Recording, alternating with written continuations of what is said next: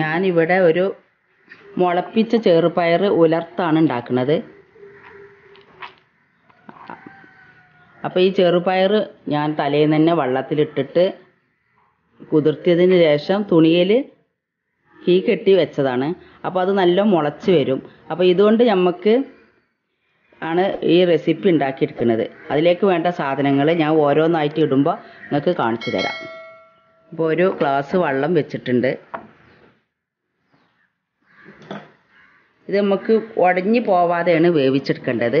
അപ്പോൾ ഈ വെള്ളം ഒന്ന് തിളപ്പിച്ചെടുക്കുക. അതുകൊണ്ട് കുക്കറിലൊന്നും ഇട്ട് കൊടുക്കേണ്ട ആവശ്യമില്ല. ഉടയാതെ നിൽക്കണം. അതേ സ്ഥാനത്ത് ഇത് വേവും വേണം. പിന്നെ ശർക്കര ഞാൻ പാനിയാക്കി എടുത്തതാണ്.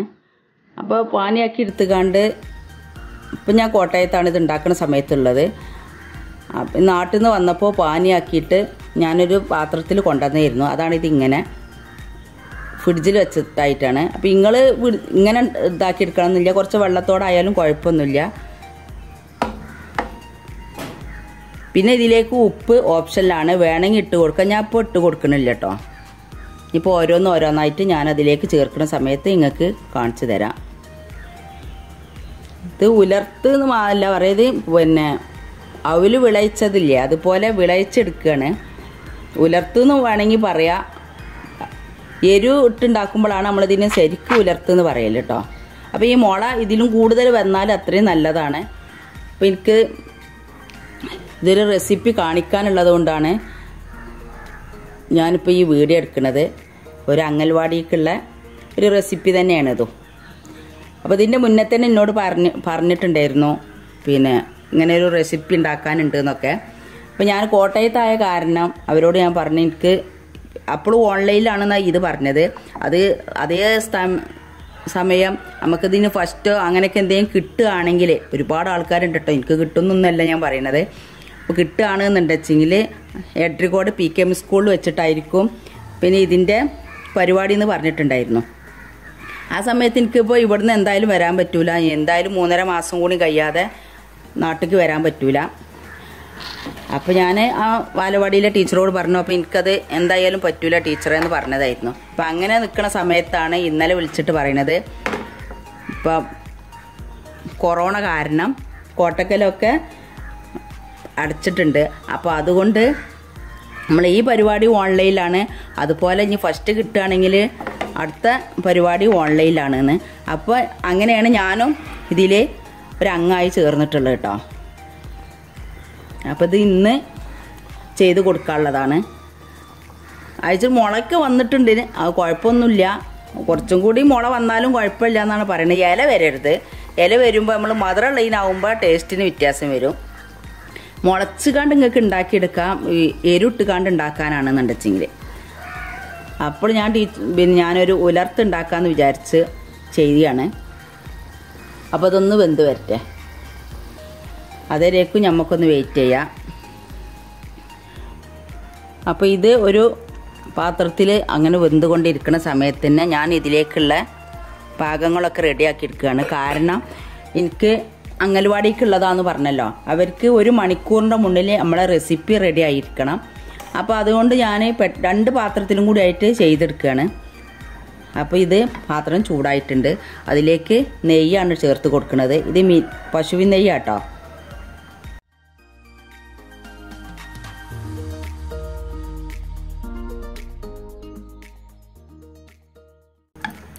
പിന്നെ നമ്മളെ ഈ ഉലർത്ത് പിന്നെ വിളയിച്ചതുണ്ടല്ലോ, അത് അധികം ഉടഞ്ഞു പോയാൽ ടേസ്റ്റ് ഉണ്ടാവില്ല.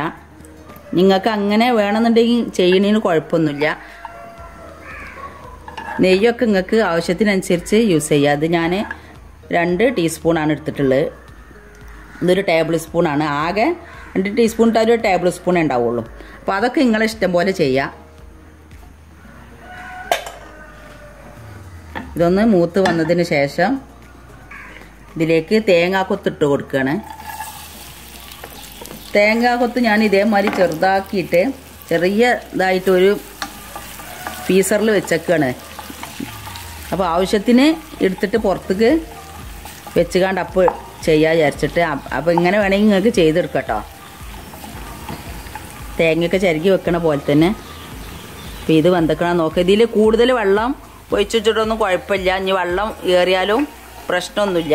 അപ്പോൾ ഞാൻ എന്താ ചെയ്യാന്ന് കാണിച്ചു തരണ്ട്.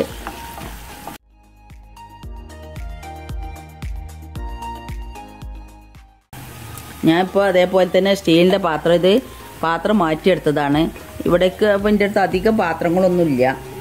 അപ്പോൾ ആർക്കായാലും സ്വാഭാവിക ചാനലിച്ച് അറിയാലോ, നമ്മൾ കുറച്ച് മാസങ്ങൾക്കല്ലേ വന്നിട്ടുള്ളൂ. അപ്പോൾ കുറച്ച് പാത്രങ്ങളായിട്ടാണ് വന്നിട്ടുള്ളത് കേട്ടോ. അത് ഞാൻ വീണ്ടും ഓരോ റെസിപ്പി ഉണ്ടാക്കുമ്പോൾ ഞങ്ങളെ ഓർമ്മപ്പെടുത്തുകയാണ്.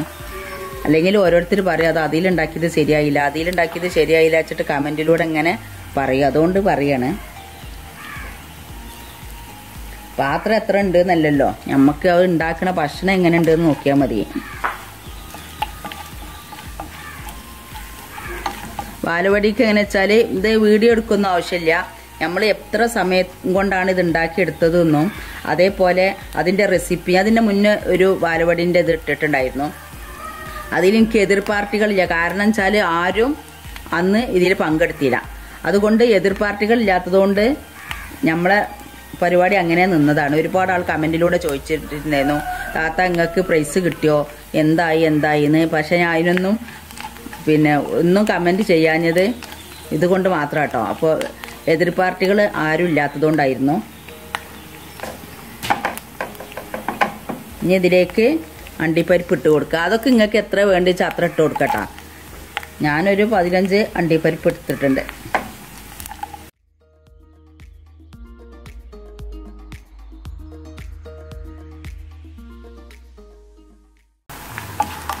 ഞാൻ ഈ ചെറുപയറിൽ കുറച്ച് ഉപ്പിട്ട് കൊടുക്കുന്നുണ്ട് കേട്ടോ.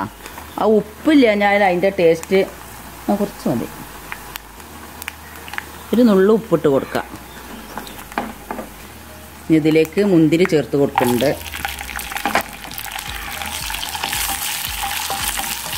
ഒരു പൊട്ടിന് പാത്രം എടുത്തോണ്ട് നല്ലതാണ്. ആ കളികെടുത്താലും മതി. ഇത് ചൂടോടക്കനെ ഒഴിക്കുമ്പോഴേ അത് തുടച്ചാളാം.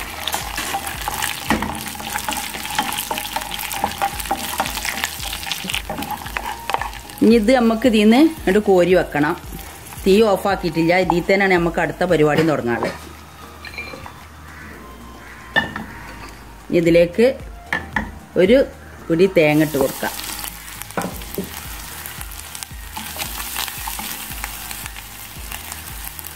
ശർക്കര ഉരുക്കിയത് എടുത്തതാണ്.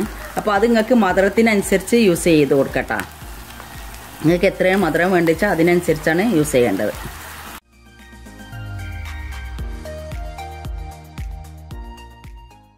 ഏലക്കായിൻ്റെ പൊടി, ചുക്കിന് പൊടി ഒരു നുള്ള് ഈച്ച മതി.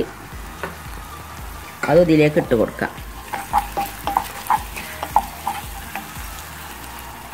അപ്പോൾ ഇത് ഉരുകി വന്നിട്ടുണ്ട്. ഇനി ഇതിലേക്ക് നമ്മളെ ചെറുപയർ വേവിച്ച് വെച്ചത് ചേർത്ത് കൊടുക്കാം.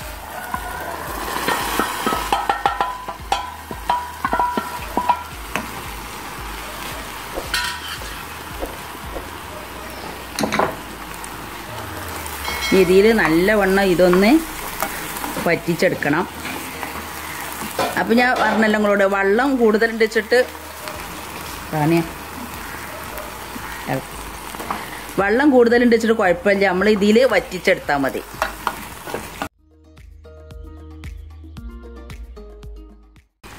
ഇപ്പോൾ ഇത് റെഡി ആയിട്ടുണ്ട്. ഇതിലേക്ക് നമ്മൾ മൂപ്പിച്ച് വെച്ചിട്ടുള്ള സാധനങ്ങളൊക്കെ ഇട്ട് കൊടുക്കാം. പകുതി ഇട്ട് കൊടുക്കുകയാണ്. പകുതി ഇപ്പോൾ ഞാൻ പറഞ്ഞല്ലോ അംഗൻവാടിക്കുള്ള പരിപാടിയാണെന്ന്. അപ്പോൾ ഡെക്കറേഷൻ ചെയ്യാൻ വേണ്ടിയിട്ട് പകുതി മാറ്റി വെച്ചിട്ടുണ്ട്.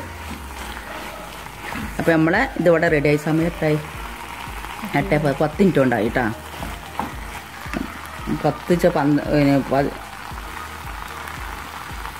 12-13 മിനിറ്റ് ചെയ്താൽ. കാരണം വെച്ചാൽ നമ്മൾ 2 അടുപ്പത്തും കൂടി വെച്ചല്ലേ ചെയ്തത്. അപ്പോൾ നമ്മളെ പരിപാടി കഴിഞ്ഞിട്ടുണ്ട്. ഇനി തീ ഓഫ് ചെയ്യാം.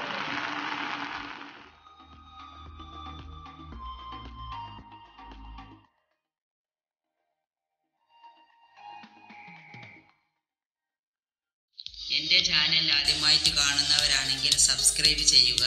അതിൻ്റെ കൂടെ കാണുന്ന കുഞ്ഞു ബെല്ലിലേക്കൻ ക്ലിക്ക് ചെയ്യുക. എന്നാൽ ഞാൻ ഇടുന്ന വീഡിയോകൾ അപ്പോൾ നിങ്ങൾക്ക് ലഭിക്കുന്നതാണ്. ലൈക്ക് ചെയ്യാനും മറക്കരുത്.